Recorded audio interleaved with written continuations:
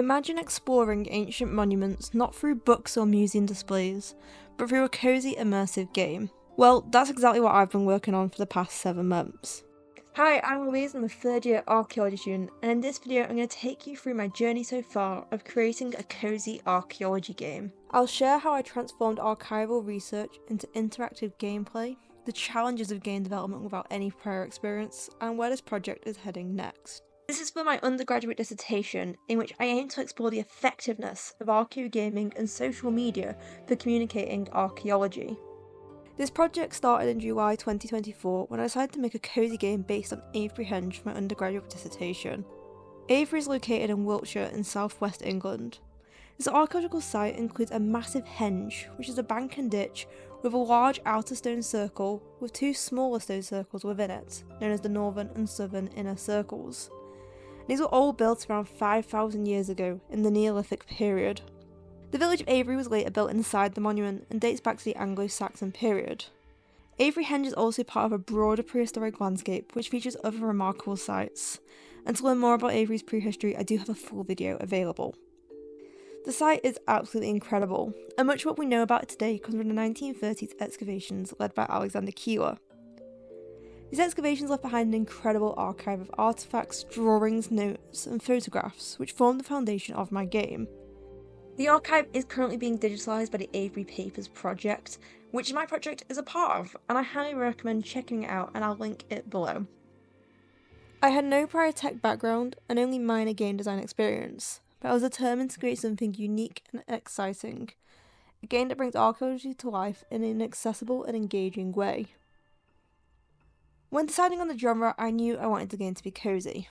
Cozy games have seen a huge growth in recent years, with titles like Animal Crossing and Stardew Valley capturing the hearts of players through relaxing gameplay, exploration, and nostalgia. But how does this connect to archaeology? Well, I believe that archaeology is inherently nostalgic, often evoking a sense of adventure from pop culture like Indiana Jones and Lara Croft. But I wanted a different approach, a game that slows things down and lets players experience history in a reflective, immersive way. Instead of action-packed treasure hunting, I wanted a game where players could just wander around the British countryside, discover real artefacts, and piece together stories of the past at their own pace. Designing the game from concept to prototype, level 0. To be honest, I initially had no idea how to develop a game. I watched countless YouTube videos, read several books, and focused on trial and error. To stay organised to structured development, I used a game design document, and this is a structured outline of a game's mechanics, visuals, and features. I personally followed templates from Level Up by Scott Rogers, which helped me to define the game's scope. A cosy 2D top-down pixel art reconstruction of Avebury Henge during the 1938-39 excavations, including interactive elements such as signs, photographs, and artifact spots. Given my limited time frame, I knew the game had to be a scalable prototype that could be expanded later. I knew one of the biggest challenges would be translating Avebury Henge into the digital world.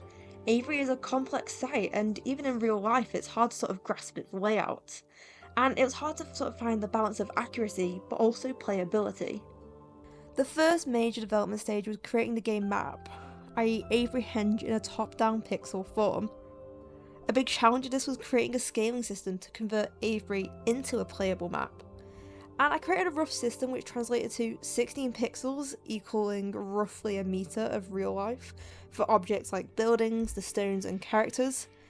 Then for the larger landscape elements, 16 pixels was actually equal 2 to 5 metres, which allowed for necessary compression while keeping the site recognisable. This helped create a great balance between real-world accuracy but also gameplay feasibility, because if I made it one for one the entire thing, a lot of the map would just become empty, boring space.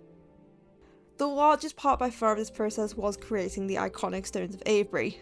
I decided to draw all 42 stones individually, and some stones took up to an hour to draw, and I used photographs, books, online images, and even Google Earth to just get all the details right. And to my surprise, this actually triggered some deep archaeological reflection. Instead of treating the stones as a collective, as I have often done, just referring to them as the stones or the stone circle, I was thinking about them individually. And this process made me think about how Avebury evolved. It wasn't just built in a single event, but changed over centuries.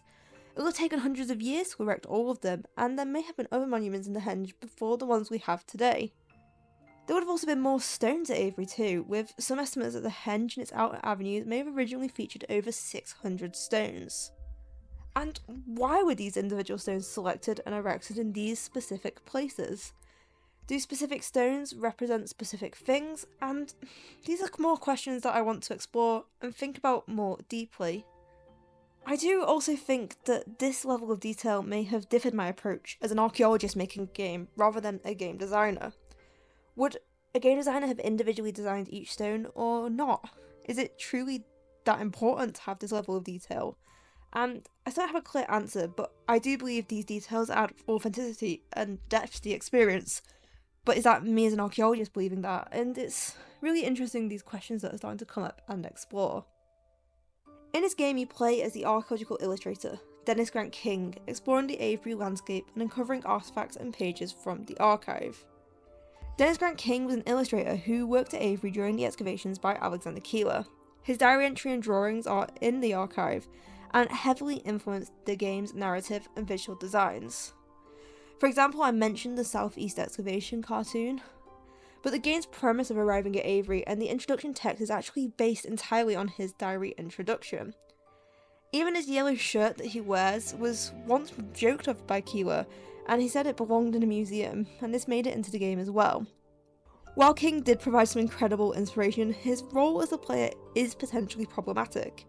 He had some very outdated beliefs, including anti-Semitism, phrenological analysis of acquaintances, and various xenophobic slurs and generalizations that he or acquaintances he recorded as saying, all of which I chose to omit from my gameplay.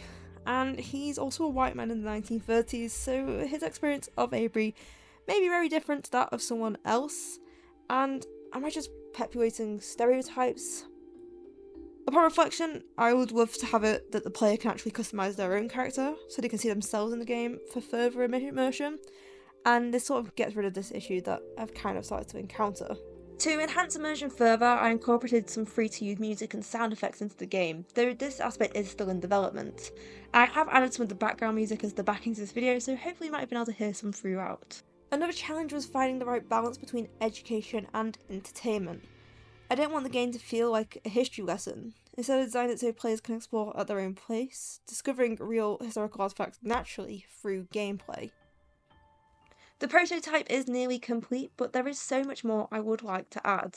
This includes a diary system where the documents and artifacts are all collected and available for further exploration, more gameplay to earn the documents, other minigames maybe including erecting the stones or excavating, more NPCs and quests to expand playtime and depth, and maybe even new areas including the interior of buildings or even the wider landscape, and as mentioned, custom player creation. While I'll be pausing game development to focus on writing my dissertation now, I do hope to continue this after graduation.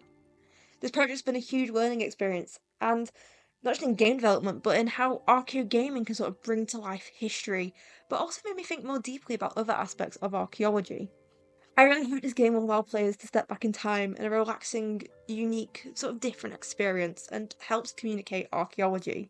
If you'd like to follow my progress or for other archaeology content, please do consider subscribing, and if you've got any suggestions or comments, please feel free to leave them in the comment. I'd love to know what other people think. But for now, I'll see you in the next video, and thank you so much for watching, and let's continue to explore the past together, one pixel at a time.